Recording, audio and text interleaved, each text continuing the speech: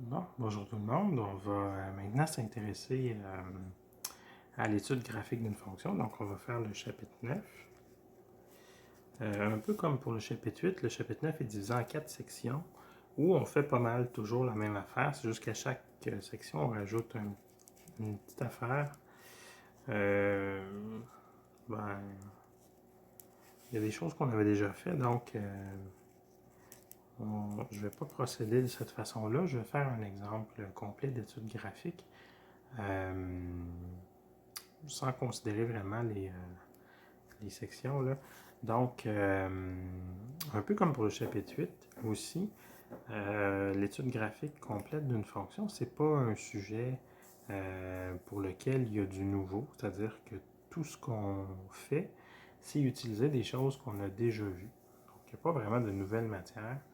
Encore une fois, on utilise ce qu'on a déjà fait dans un contexte un peu nouveau. Donc, on va regarder comment on fait ça. Donc là, on veut étudier le graphique complet d'une fonction. Donc, comme pour le chapitre 8 aussi, plusieurs étapes à faire pour étudier le graphique d'une fonction. Ça fait que je vais donner ces étapes-là. Première étape, c'est se demander c'est quoi le domaine de la fonction. Donc, évidemment, si je vais étudier le graphique d'une fonction, c'est une bonne idée de savoir à quel endroit est défini, à quel endroit n'est pas défini. S'il y a des asymptotes verticales, on va s'en rendre compte aussi à ce moment-là. Donc, domaine de la fonction, c'est une information importante à avoir. La deuxième chose, deuxième information qu'on peut avoir de façon assez simple, c'est est-ce que la fonction coupe les axes? Donc, intersection avec les axes. Donc, autrement dit, f de 0, qu'est-ce que c'est? Est-ce que c'est défini? Puis, est-ce que la fonction a des zéros? Donc, est-ce qu'il existe des x pour lesquels f de x est égal à 0? Donc, ouais, on essaie de voir si on a ça. Troisième information, ben, si la fonction admet des zéros, on va se demander, ben, c'est quoi le signe de la fonction sur certains intervalles? D'accord? Donc, le signe si possible. Évidemment, si la fonction a des zéros qui sont trop difficiles à calculer ou si elle n'a pas de zéro, ben, c'est possible que ce soit difficile de trouver pardon, les intervalles sur lesquels la fonction est positive ou négative. Mais bon, on essaie de répondre à la question si on peut. Ensuite, on va trouver les dérivées de la fonction, dérivée première, dérivée seconde, dans le but d'étudier la croissance et la concavité, comme on a fait dans le chapitre 6. D'accord? Bon, maintenant, pour étudier la croissance et la concavité, ben, ça suppose, évidemment, qu'en calculant les dérivées, on va trouver les valeurs critiques de la fonction et de sa dérivée, et qu'on va faire ensuite un tableau de signes. D'accord? Donc, ces étapes-là viennent avec la dérivée. Ensuite, on va se demander est-ce que la fonction a des asymptotes? Donc, la façon de répondre à cette question-là, c'est les asymptotes verticales, c'est avec le domaine de la fonction. Et aussi, pour les asymptotes horizontales, c'est de regarder le comportement à l'infini de la fonction. Donc, on fait tendre x vers plus et moins l'infini, puis on regarde qu'est-ce qui se passe. Une fois qu'on a fait ça, on est pas mal rendu à tracer le graphique.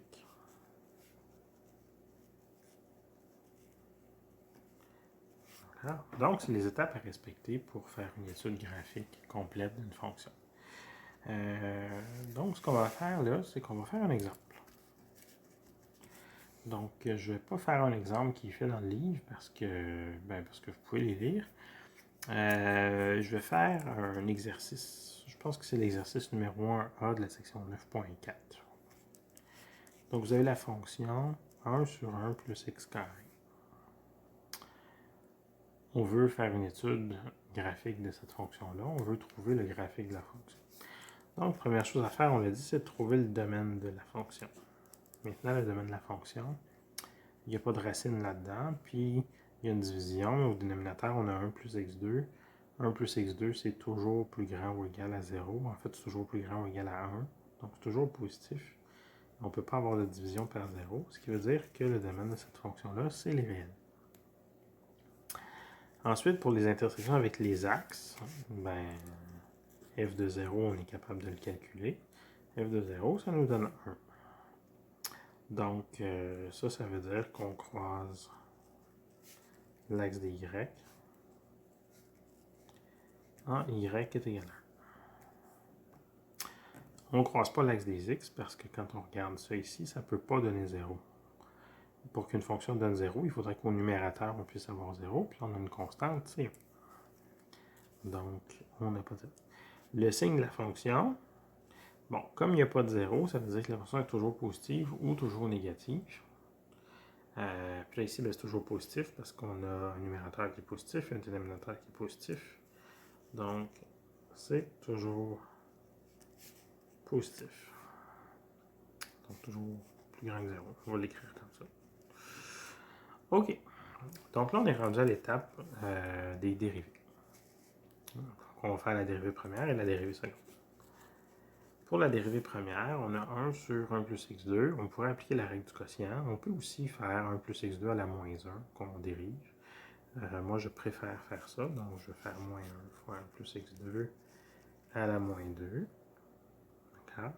Multiplié par la dérivée de 1 plus x2 qui est 2x. Donc, ça nous donne moins 2x sur 1 plus x2 au carré. Donc, ça, c'est la dérivée première. Maintenant, pour la dérivée seconde, on a deux possibilités. On pourrait appliquer la règle du produit avec 1 plus x2 à la moins 2, ou on peut appliquer la règle du quotient. C'est ce que je vais faire ici. Donc, la dérivée de moins 2x, c'est moins 2 fois 1 plus x2 à la 2, moins 2x, donc plus 2x, fois la dérivée de 1 plus x2 au carré. Donc, ça me donne 2 fois 1 plus x2 à la 1 fois la dérivée de 1 plus x2 qui est 2x. Tout ça divisé par le dénominateur au carré, donc ça va donner 1 plus x2 à la 4. OK, donc on a ça. Évidemment, on a bien dérivé, mais c'est pas encore écrit d'une façon très sympathique ou qui va permettre facilement de trouver les zéros. Donc on va essayer d'arranger ça. Donc ici on a moins 2 fois 1 plus x2 au carré. Ici j'ai 2 fois 2 fois 2, x fois x, donc j'ai plus 8x2 fois 1 plus x2. Tout ça sur 1 plus x2 à la 4. OK? Donc, on commence à manquer d'espace. OK. Donc, on va continuer ici. OK. Bon. J'ai 2 que je peux mettre en évidence. J'ai du 2 ici, puis du 8 là. J'ai du 1 plus x2 au carré, puis du 1 plus x2 à la 1. Donc, je peux en mettre un en évidence. D'accord? Donc, ici, je vais mettre 2 fois 1 plus x2 en évidence. Puis là, ici, qu'est-ce qu'il me reste? Ben, il me reste moins 1 plus x2, parce qu'il était au carré, puis j'en ai mis juste en évidence. Plus, j'ai mis 2 en évidence, donc ici, il reste 4. J'ai pas mis de x. Ici, j'ai x2. Puis 1 plus x2, il est là. Donc, ça me donne ça sur 1 plus x2 à la 4. OK? Bon. Donc, ça me donne... Ici, j'ai 1 plus x2 à la 1, puis 1 plus x2 à la 4. Donc, je peux enlever ça. Puis ici, mettre un 3. Donc, ça me fait 2. Ici, j'ai moins 1 plus x2, donc moins 1 moins x2, plus 4x2, sur 1 plus x2 à la 3, moins 1. moins x2 plus 4x2. Donc ça me fait 3x2. Donc ça me fait 2 fois 3x2 moins 1 sur 1 plus x2 à la 3. Bon. Donc maintenant, ce que j'ai ici, c'est une forme qui est quand même assez sympathique. Là. Je vais être capable ici de trouver les zéros de la dérivée seconde. OK. Donc là, je suis rendu à l'étape où je dois trouver les valeurs critiques. Donc les valeurs critiques de f, c'est les endroits où la dérivée donne 0 ou n'existe pas. Maintenant, f' de x, excusez-moi, je suis trop bas. F' de x, c'était moins 2x sur 1 plus x2 au carré. Ça veut dire que f' de x est égal à 0. Si et seulement si, ben, la seule façon que ça donne 0, c'est que x soit égal à 0. Maintenant, la valeur critique de la dérivée, c'est-à-dire les endroits où la dérivée seconde donne 0. La dérivée seconde, on vient juste de l'avoir, c'est 2 fois 3x2 moins 1 sur 1 plus x2 à la 3. Donc, la dérivée seconde de x va donner 0. Si et seulement si, le 2 ici, il ne donnera jamais 0. Donc, si et seulement si, 3x2 moins 1 égale à 0. Donc, si et seulement si, 3x2 est égal à 1. Si seulement si x2 est égal à 1 tiers, si seulement si x2 est égal à plus ou moins 1 sur racine de 3. D'accord? Bon, donc là j'ai trouvé mes trois valeurs, ça ici, puis ces deux valeurs-là, qui devront être présentes dans mon tableau de signes. Okay? Donc je vais me faire un tableau de signes, on va se donner un peu de place. OK. Donc, dans mon tableau de signes, je vais avoir x moins 1 sur racine de 3, 0, puis 1 sur racine de 3.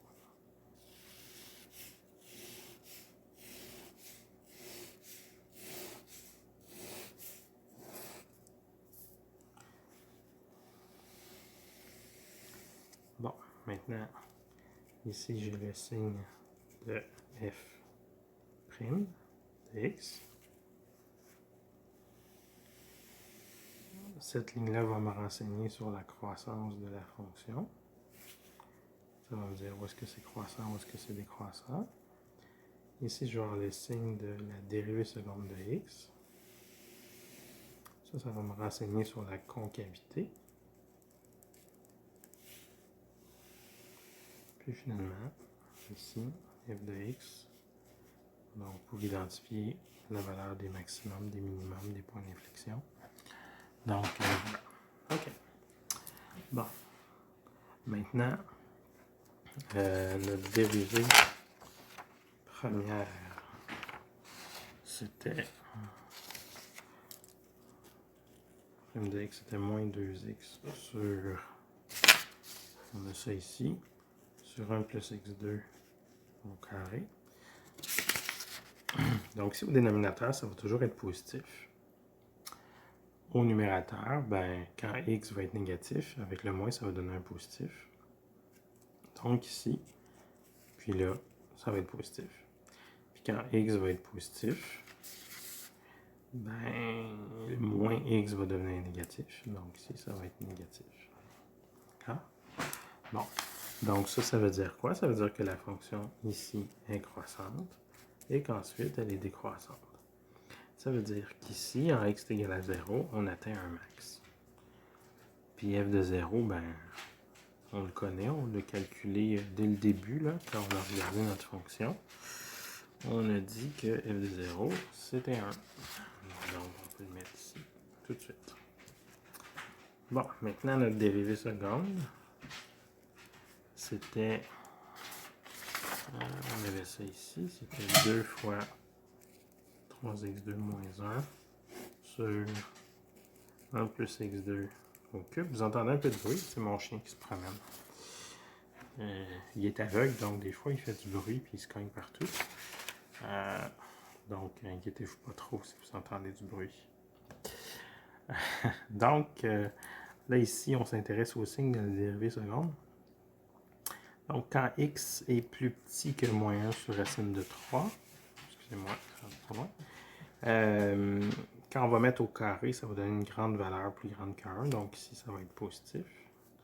Puis évidemment, par symétrie, comme c'est au carré, il va arriver la même chose ici. Puis quand x est compris entre moins 1 sur racine de 3 et 1 sur racine de 3, bien ça ici, ça va être multiplié par 3, ça va être plus petit qu'1. Donc on va avoir négatif ici et négatif là. Ce qui veut dire qu'ici, on a un point d'inflexion, parce qu'il y a un changement de signe. Puis ici, il y a aussi un point d'inflexion, parce qu'il y a un changement de signe. D'accord? Donc, voilà. Maintenant, f de x, c'était 1 sur 1 plus x2. Ça veut dire que f de moins 1 sur racine de 3, c'est 1 sur 1 plus moins 1 sur racine de 3 au carré, c'est 1 tiers. Donc ça fait 1 sur 4 tiers, ça fait 3 quarts. Puis f de 1 sur racine de 3, ben, ça va donner la même affaire, parce que 1 sur racine de 3 au carré, puis moins 1 sur racine de 3 au carré, ça fait la même chose. Donc ici, c'est 3 quarts, 3 quarts. OK. On avance pas mal, on a presque fini. Maintenant, il nous reste le comportement à l'infini. Donc la limite quand x tend vers l'infini de 1 sur 1 plus x2, ben, quand x tend vers l'infini, x2, ça devient très très très grand. Et 1 sur très très très grand, ça tend vers 0. Puis il se passe exactement la même chose quand x tend vers moins l'infini, parce que x est au carré. Donc voilà, ça nous donne ça. Donc là, on est rendu à la dernière étape qui consiste à tracer le graphique de la fonction. Donc, on va utiliser ce qu'on a vu jusqu'à maintenant de cette fonction-là. Donc, on connaît quelques points, le point 0, 1.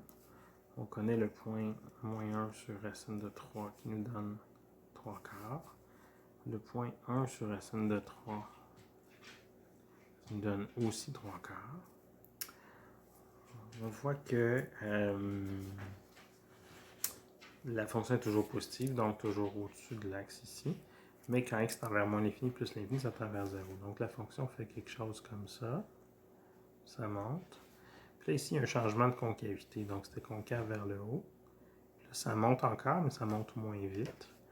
Avant de redescendre ici, toujours concave vers le bas. Puis là, ça devient concave vers le haut, puis ça s'en va comme ça.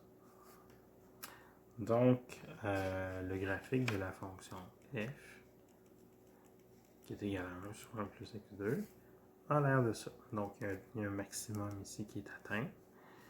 Puis, il n'y a pas de minimum. Ça tend vers 0.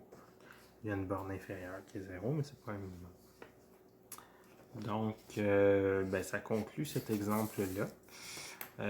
Donc, tout le chapitre 9, ça tourne autour de cette démarche-là. Puis, c'est ce qu'il faut faire avec des fonctions plus ou moins compliquées. Là, c'est une fonction qui avait juste... C'est une fonction rationnelle, mais évidemment, là-dedans, on peut ajouter des fonctions trigonométriques, des fonctions exponentielles, des fonctions logarithmiques, pour rendre ça aussi diversifié, intéressant ou désagréable qu'on veut. Donc, voilà, c'est tout. C'était ça le chapitre 9. Donc, c'est tout. Bye!